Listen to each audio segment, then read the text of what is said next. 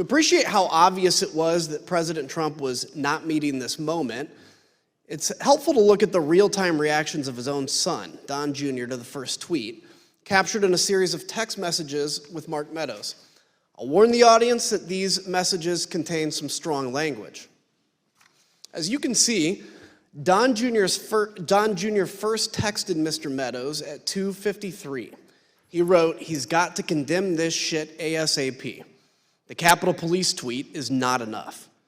Mr. Meadows replied, "I am pushing it hard. I agree."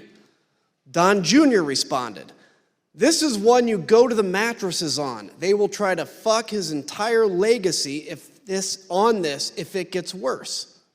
Here's what Don Jr. told us he meant by go to the mattresses. At 2:58, when you say that Mr. Meadows needs to go to the mattresses on this issue, when you say go to the mattresses, what does that mean? It's just a reference for going all in. I think it's a Godfather reference. Sean Hannity agreed, and he also turned to Mark Meadows for help after the president's second tweet. As you can see, Mr. Hannity texted at 3:31 to say Trump needed to deliver a statement to the nation telling the rioters to leave the Capitol. Mr. Meadows responded that he was, quote, on it.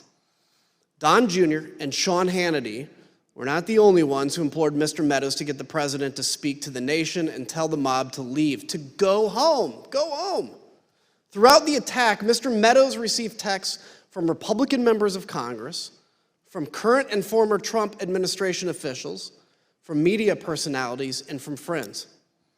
Like President Trump's staff, they knew President Trump had to speak publicly to get the mob to stop. Let's look at just a few of these text messages. Fox News personality Laura Ingraham said, "The president needs to tell the people in the Capitol to go home." Former Chief of Staff Mick Mulvaney urged Mark, he needs to stop this now.